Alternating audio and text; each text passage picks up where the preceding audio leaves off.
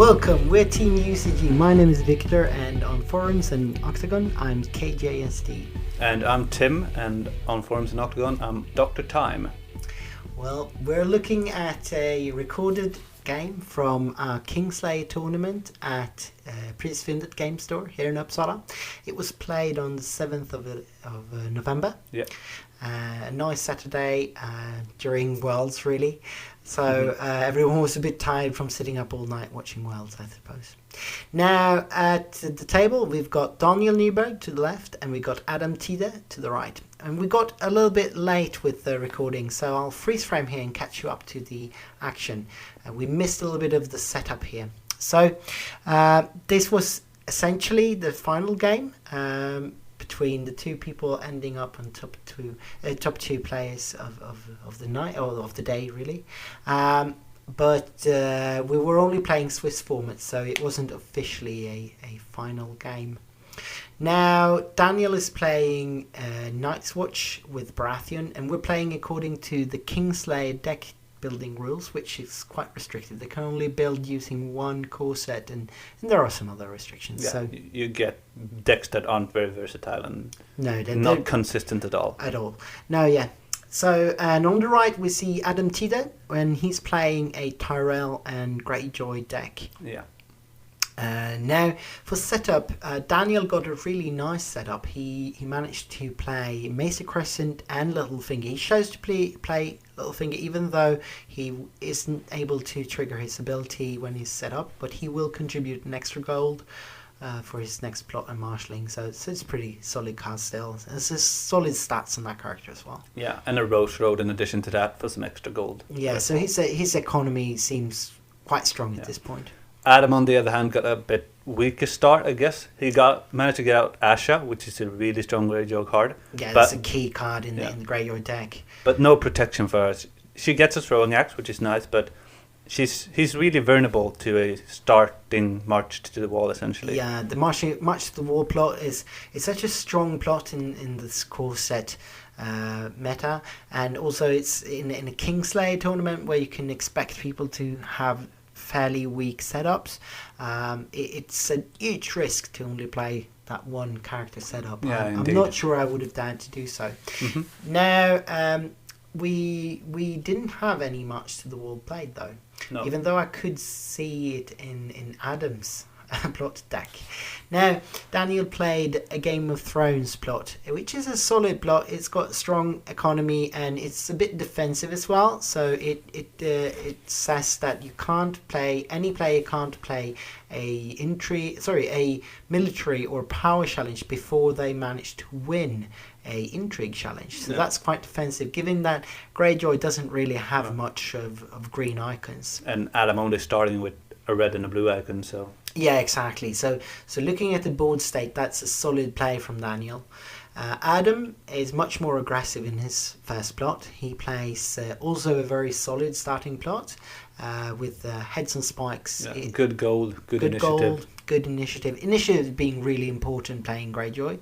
So Adam chose to go first, and we're getting into the action, and we've just started the first marshalling phase. Essentially, what we saw before this is that the heads and spike failed.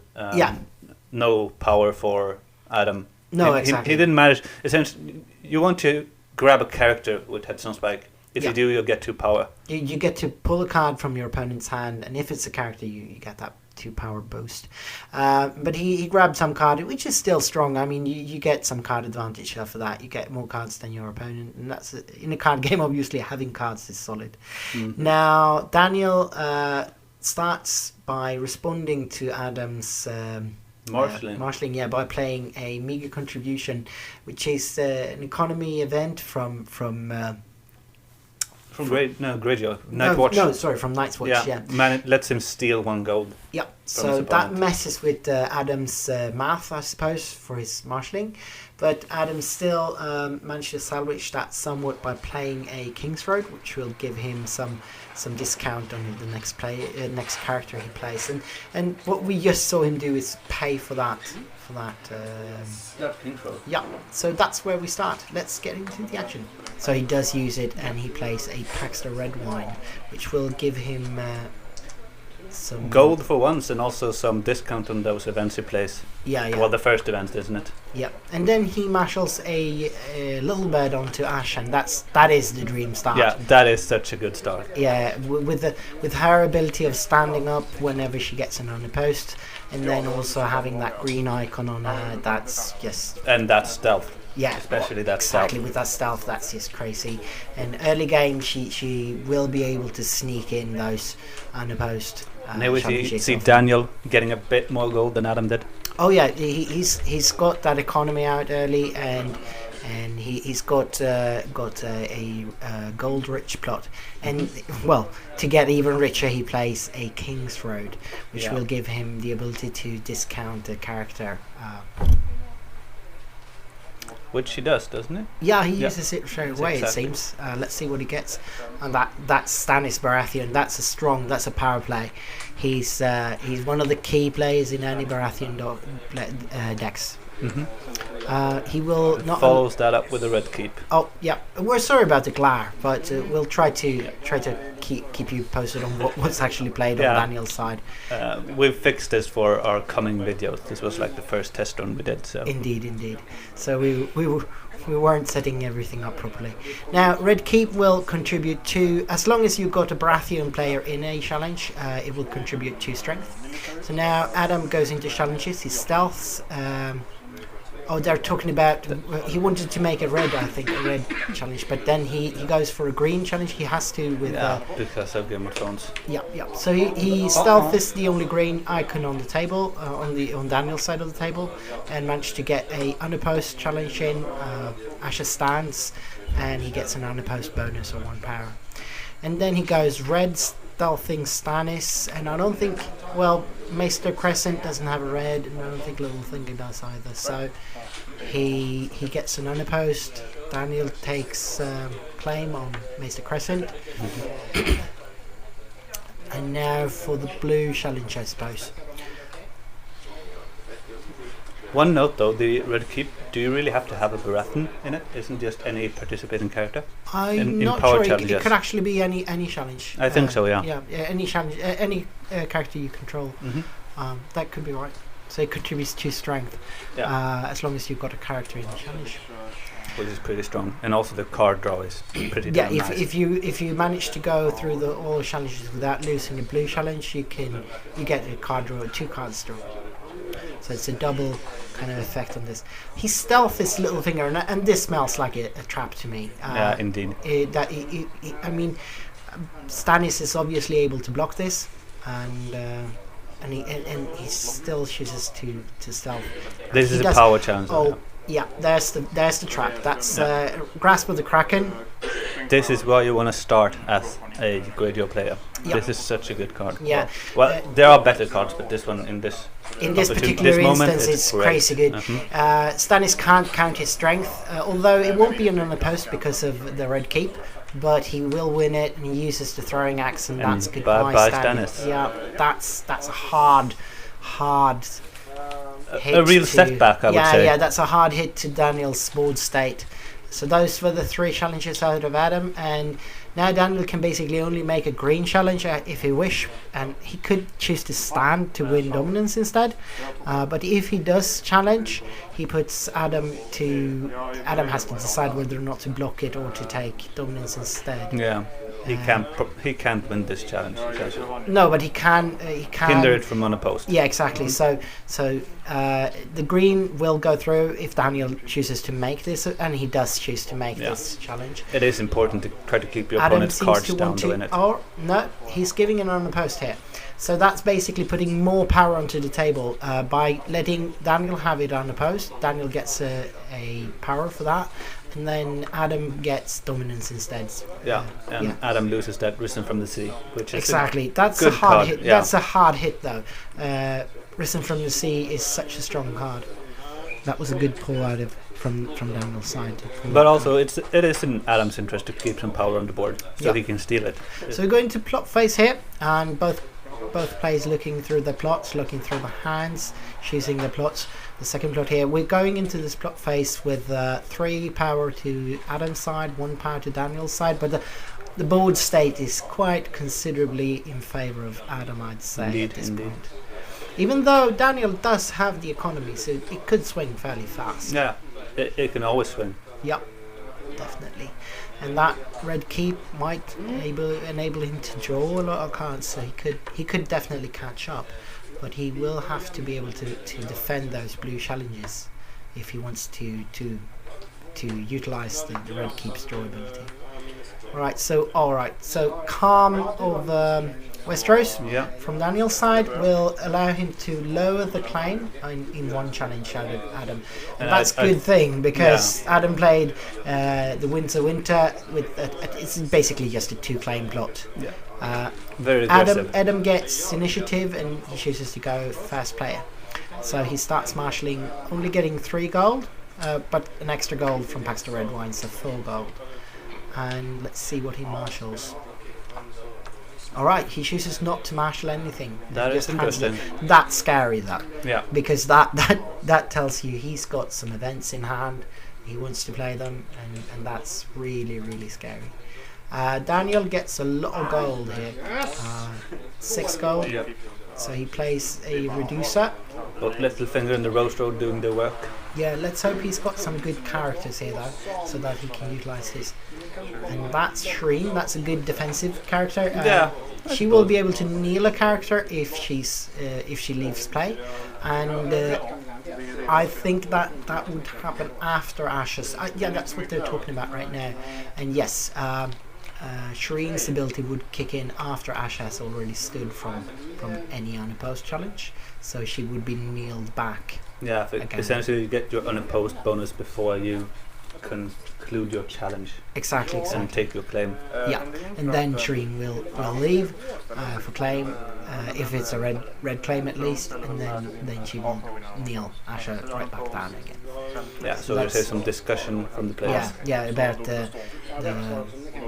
about Shireen, essentially. I think Adam is wondering whether or not in which order it will trigger. Mm-hmm. All right.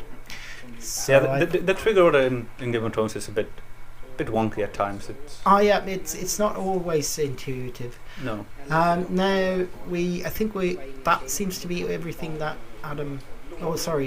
Daniel was able to marshal, which one of those cost reducers to Dragonstone Port, and then Shireen. Yeah, which is this is a problem. His board state is lacking here. So Adam starts challenging, and he stealths. He goes green. He stealths Littlefinger. Yeah, so that's getting the unopposed bonus. And also playing Olina's Cunning. This will allow him to search through his draw deck for any card, except Daniel can hinder him from one type of card. Mm-hmm. And Daniel seems to choose to stop him from pulling a character, which is obviously the right choice in this case. But then again, you have those events. There are nasty one-off events now that you want to avoid. Especially those Greyjoy events. They're really nasty. We do not sow. We've got he already lost Risen to the Sea. Yeah. With the Kingslayer rules, he can only have one of those. And he played Kraken's Grasp, so. All right. So yeah, it's basically we do not sow that he could pull. He could obviously pull the Great Kraken as well. A location, which will give him some card draw and some extra power, which is a strong aggro card. It's one of those locations in the core set that is just great because it's so versatile. Yeah. At one point you might need the cards, and then the power could be much better. So exactly. You get to choose as long as you get unopposed, and I mean that's what Greyjoy does. Yeah. So yeah, definitely with this setup with Asha and with a little bird on it, he's able to do this, and that's indeed we do not. So yeah, that's probably what I would have pulled. Though, because it will allow him to destroy the red keep, which could be trouble if Daniel recovers his board state, and that's the claim. So he's got 2 claim. He snatches a Scene in the Flame and Aris's Fury, and those are the really strong events out of Baratheon.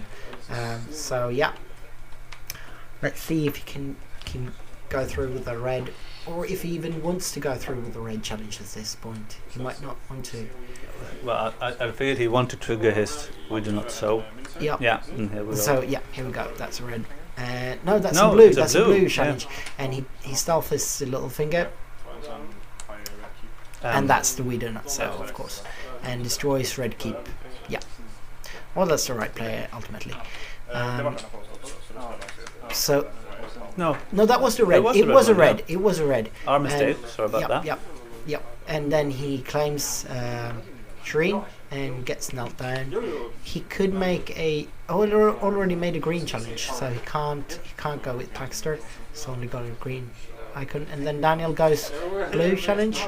Unopposed, grabs an extra Power for that. So that's Catches up a bit to Adam. Yep. So we're going into Dominance, yeah. dominance, and Daniel wins that for an extra. A lot of gold on hand. Yep. From that gold-rich plot and no characters to marshal. So he's full power to full power. So it's four even. But we still see the board state in the favor of Adam here. Definitely so. Daniel is for the second round consecutive going into plot phase with only one standing character. Yeah. And here we see a filthy accusations from Daniel. It will allow him to kneel down Asha. Yeah. I suppose he's going to kneel Asha. Yeah, that would be a good play. Yeah. And a marching orders from Adam. Yeah, he's already played all the events he wants to play, so now it's time to marshal some dudes, new I characters. guess. Yeah, he gets 9 gold off that plot, but he can't use any of those gold to play locations or attachments, I think. Or events, yeah. Only characters, but then again... Well, yeah, character... he has a fair amount of cards in hand. Then. Yeah, and that's how he will seal this game up. So Daniel chooses to go first because he's got 4 initiative on filthy accusations.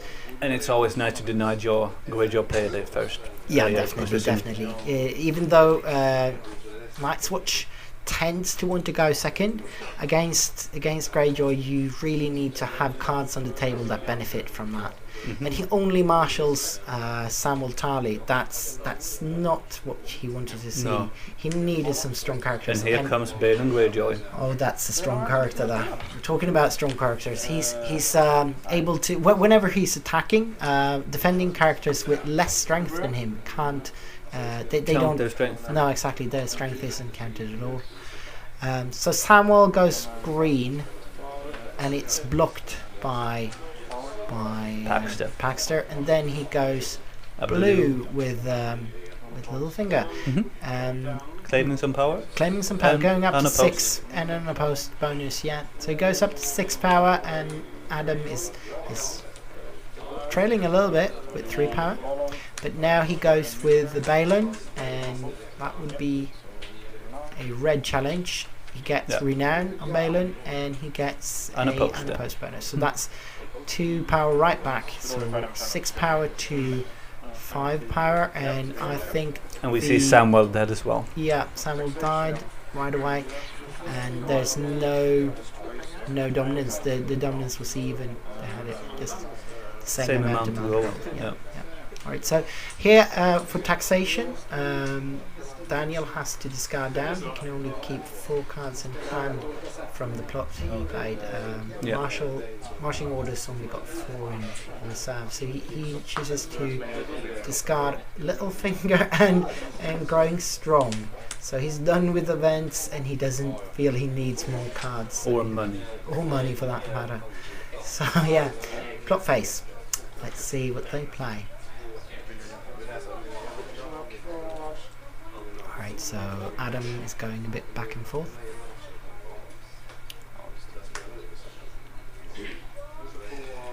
Alright, they seem to be done. Alright, that's a summons from Adam. And a building order from Daniel. That's a weird choice of plot from Daniel. I'm not sure why he wants to grab another location at this point. And I'd say it's a weird choice from Adam as well, though. Yeah, he should probably push his board state a bit more here. Yeah. I suppose he's wanting to grab some more cheap characters to get more challenges through, and to have some claim if Daniel does push something through. But I'm not sure playing building season it will allow Daniel gives first player. Daniel has initiative, but he gives first player to Adam. That's also slightly weird, I'd say. And then Adam chooses to resolve Daniel's plot first, and Daniel brings Chamber of the Painted Table. Yeah, that is a dominance card mostly. It triggers mostly in dominance phase. And then Adam can snatch a character out of the top 10 from his deck, and he snatches Maester Vindimer, which is just a cheap character with stealth and a blue. That's always good. Yeah, that's always good. He will be able to get that extra power challenge through whenever you want to use Balin or something else, and Asha for something else.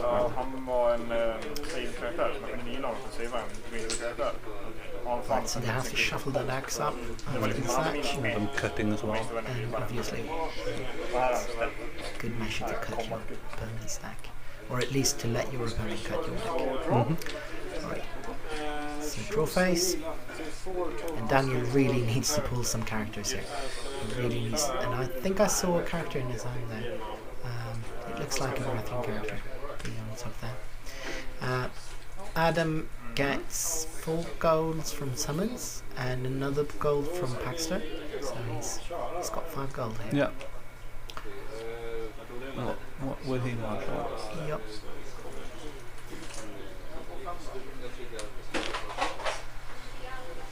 I think we want to bring out that Vendome here. Obviously. aGoT. Yeah.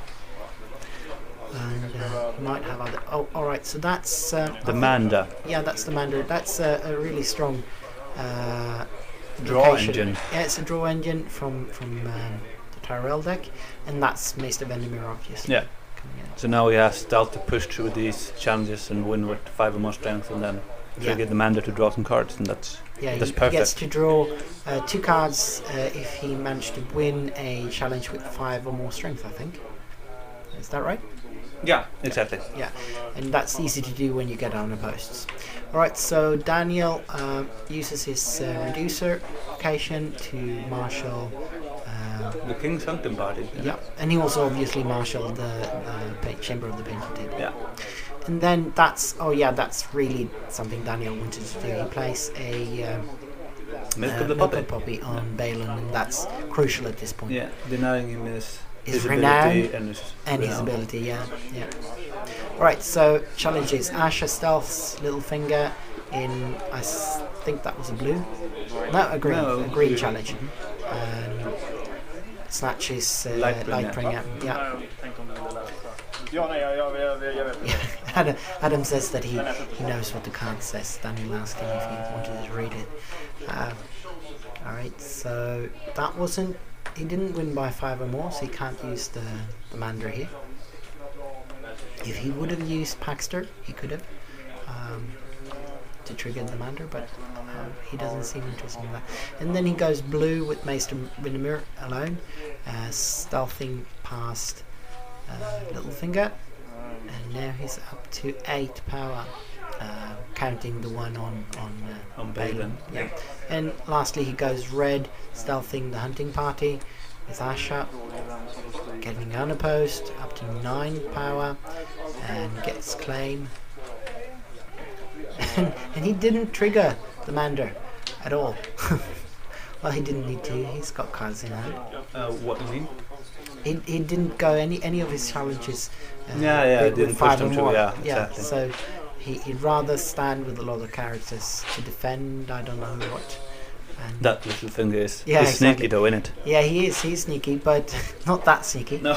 So we go to plot phase, and it's looking dire for Daniel here. Yeah. He's playing Marshal the Banners, and that's probably a good choice at this point. He Calling gets- the banister. calling the banners. He gets a gold for each character, whereas Adam plays confiscations to get rid of that Milk of the Poppy. Yeah, and that's a good Balin's card. turned black on, and he's just as strong as he used to be. Yep. And then draw phase. So Adam is going to have a lot of gold going into this marshalling. Mm-hmm. Sorry, Daniel will have a lot of gold going into this marshalling, and I really hope he pulls some cards to utilise that, because he's against the ropes here. Yeah. He's got 10. Adam's got 10 power to Daniel's 5 power. And here's a ghost coming out. Yep, that's a strong card, that. Yeah, but only a military item. Indeed. But a good ability. A good Stealth ability. and Stealth, he can't be stealthed. He can always defend. And then a ranging party. That's a ranging party. and that's just a good solid Yeah, card. that's just For good stats. 4 gold for two icons. 2 icons Yeah. and 5 power. Yeah, that's That's just a good steal. stats for a decent amount of money. Mhm. And it has got no attachments. Doesn't really matter much because it doesn't have an ability that you would like Yeah. to milk the puppy away. But that's the nice thing about these Nightwatch cards, essentially. The no attachments except weapons. Yeah. Protects you from Milk of the Puppy, which is And Adam brilliant. does marshal the Great Kraken, which is just that extra power. 2 times in each turn he can trigger to get an extra. Whenever he gets an unopposed challenge, he gets an extra power or card. And at this point, he is just looking to And- seal the game. Yeah, and the Great Kraken gives Balon stealth as well. Yeah. So As if needed. Yeah. That's the third stealth character he's got Mhm. on his table at this point. So Daniel goes with the ranging party. military challenge. Military challenge. And, Paxter's claim there. yeah, and Adam doesn't really care about Paxter at this point. He just lets that through on the post. He's looking to seal up the game at this point. Yeah, 3 stealth characters. Yeah. Good it doesn't- icons yeah, on them. Yeah. He's in no need to start blocking anything really. No. So that's Littlefinger going green, and again unopposed. And Adam is shuffling up his cards. A great bunch of cards there, and he pulls Urine Crowseye, which is a really strong character, but A bit hard to get out. yeah, Especially he's a ha- bit costly. Adam having played his marching orders. Yeah. So here we go, and that's I think that's a red challenge, and he's stealthing. No, he can't stealth No. Ghost. He can't stealth Ghost. So he stealths Ranging Party. I'm not sure why, but he does. And Daniel has to decide whether or not to oppose with Ghost. And well, I can't see why he wouldn't oppose it with Ghost. That's a put to the sword. So it really didn't matter. Ghost dies from put to the sword, and then Daniel has to take claim as well. And then he gets unopposed, and he gets Renown on Balon. He's up to 13, I think. Yep, that's 13, and that's the blue challenge, and he pulls it through. So that's 15, and actually 16 with the Great Kraken, and that's the win. Well played from Adam, and Daniel really didn't catch up the board state. Even though he did get some power in the middle of the game, he was never really able to recover. Yeah, his losing balls. Stannis in the start was a harsh blow. That was a really hard hit to his board state. Essentially set him back a turn. Yep, And yep. that hurts, especially when you've got so unpredictable decks Yep. as this one. Yeah, with the Kingslayer rules, your decks will not be consistent, and not being able to search for characters much. Daniel wasn't able to recover his board state and defend properly, and that sealed the deal for Adam. Congratulations. So this was essentially, even though it wasn't actually the final, it was the kind of the final game anyway, because Daniel ended up runner-up, and Adam ended up winning the whole thing. Yeah. So I think they got congratulations. the 3rd out of 4, wasn't it? Yeah. We only played 4 turns of rounds of Swiss, and this was the deciding game. And Daniel, like I said, turned in runner-up, and Adam, congratulations, won the whole deal. Mm-hmm. Right, thank you very much for listening, and be sure to tune in to other content in different LCG format games from Team UCG. Yeah, and if you're ever in and around Uppsala, find us and we'll be happy to play something with you. Of course. Thank you very much.